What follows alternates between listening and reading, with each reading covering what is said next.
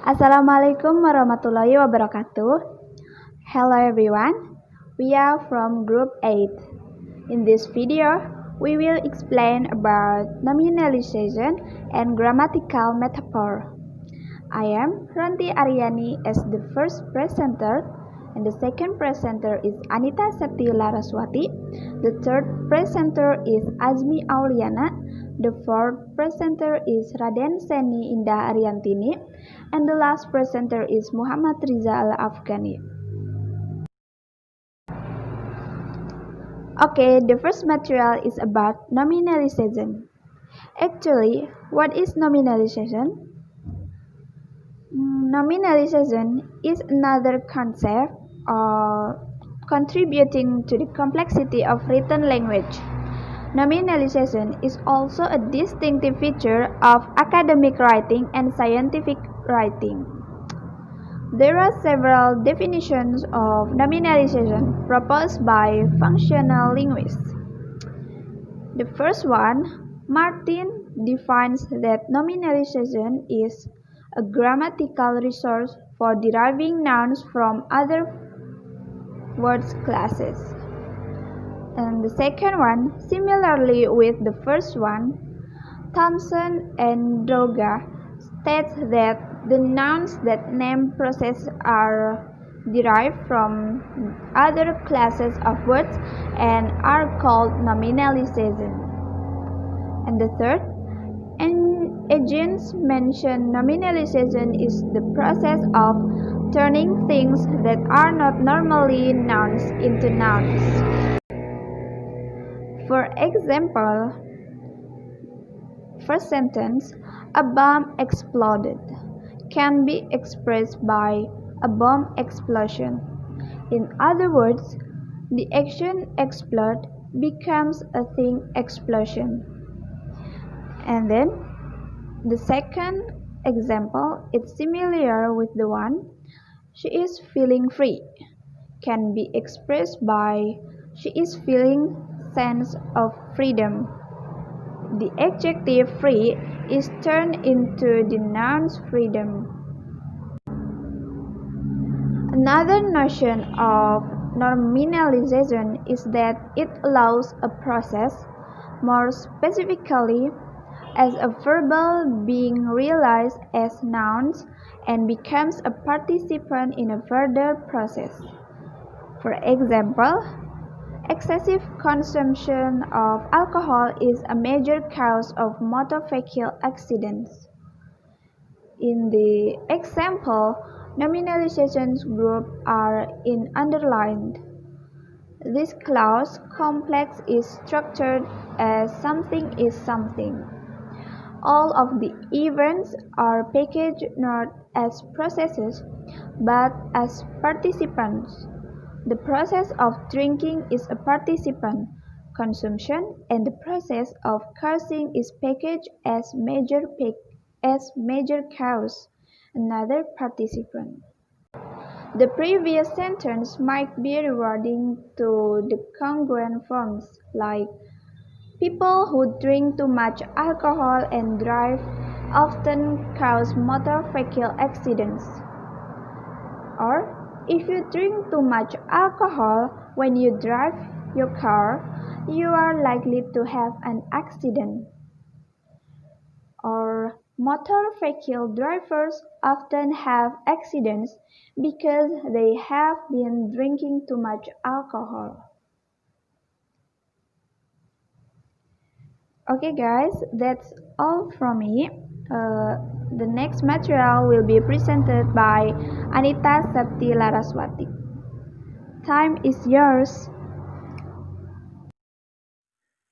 Alright, I would like to continue the material. I want to explain about noun, nominalization, and nominal group. Nominalization is realized by noun, but not all nouns are nominalization. Let's take a look to the diagram. Thompson and Droga 2002 distinguish concrete nouns from abstract nouns. Concrete nouns include animate nouns and inanimate nouns. while abstract nouns comprise of general nouns and specific nouns. The abstract nouns that name processes are nominalized from other classes of words, which is verbs and adjectives, are called nominalizations. And here are some examples of nominalizations. Interference is a nominalization of interfere. Decision is a nominalization of decide. Happiness is a nominalization of happy. Difficulty is a nominalization of difficult.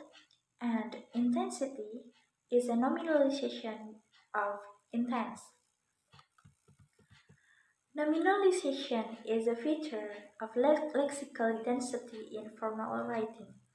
It results in high lexical density of the text. The lexically dense style can also be found in the nominal group because it has the ability of taking a great number of lexical items and build long noun phrases by means of pre-modifiers, post-modifiers, or both. Nominal group is the grammatical unit which allows the widest range of meanings to be expressed. A nominal group includes three components. There are pre-modifiers, head nouns, and post-modifiers, or also known as qualifiers. I have an example of sentence here. A popular nesting ground for the giant leatherback turtles. A popular nesting as pre-modifier, ground as head, and for the giant leatherback turtles as post-modifier. Pre-modifier has the function of specifying a class of thing and some category of membership within the class. The head is a noun which is about thing, and the post-modifier may be a prepositional phrase, a defining relative clause, or a non-finite clause. I think that's all from me. The next material will be delivered by my friends. Functions of nominalizations. First, nominalizations name process-making actions or verbs in a process become things or concepts or nouns in other process. Second, a single nominalizations clause packs in several complex abstract ideas. Third, nominalizations creates long noun phrase to produce a lexically dense style. Number 4, nominalizations lessen the number of clauses and more information can be compacted into nominal group. And the last is, with nominalizations, verb become a concept rather than. Okay, I will continue the material, and the title is Classification of Nominalization. According to these references, various forms of nominalization have been discussed in literature. Overall, nominalization in light of the functional approach can be divided into two common kinds.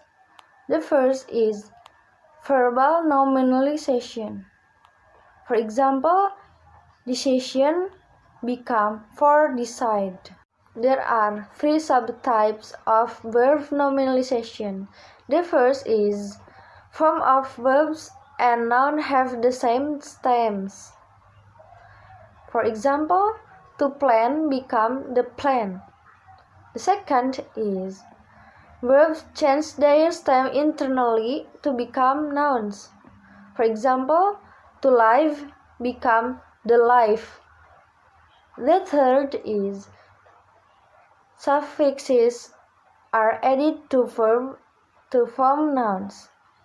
The example is to explore become exploration. The second kind is adjectival nominalizations. For For example, strength become for strong. For adjectival nominalizations, suffixes are added to adjectives to form nouns. According to Humphrey et al., 2012, in addition to verbal and adjectival nominalizations, conjunction can be transferred into nouns to express cause and comparison. Here are the examples. The first is, the customer left because the food was cold. The second is, the customer's reason for leaving was the cold food. The third is, Reborn is a small town whereas Karatha is large. The last is, the difference between Reborn and Karatha is size. In the first example, conjunction because is used to express the cause. However, in the second example, because is nominalized by reason. Similarly, in the third example, conjunction whereas is used to compare and contrast. In the last example, it is nominalized by difference. Based on the classifications of nominalization in prior research, classification of nominalization in this study is presented in table below. Now we can look the table. From verb to noun, the example is to use become the use. From adjective to noun, we can see dense become density. From conjunction to noun, we can see because become the reason. From noun to noun, we can see leader from leader to leadership. According to Crook et al., cited in Reveille as described in the table below, as far as the suffixes added to verb, adjective, and noun to form nominalization are concerned, the study adopted the classification of nominal ending proposed. That's all from me. Thank you for your attention. Wassalamualaikum warahmatullahi wabarakatuh. Hey everyone, my name is Riza Al Afgani. My student's number is 192122121 from class D. Today I want to explain about what is grammatical metaphor. Grammatical metaphor, which is originally mentioned by Halliday and Matheson 2004 and 2014. Grammatical metaphor is a substitution of one grammatical class or one grammatical structure by another. Halliday 1994, page 79. Halliday explained that congruent forms are the natural ways that language encodes the meaning they express.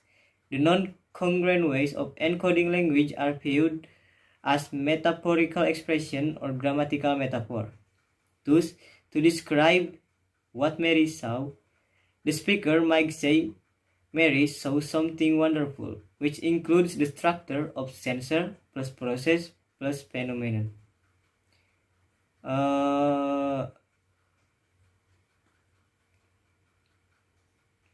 However, that sentence can be expressed in the metaphorical forms, Mary came upon a wonderful sight, or a wonderful sight met Mary's eyes, which consists of actor plus process plus goal. Halliday 1985, page 322. Such kind of metaphorical expression are realized as grammatical metaphors.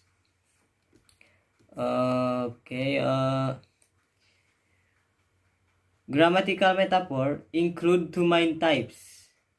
First is metaphors of mood, including modality, and metaphors of transitivity, including normalization.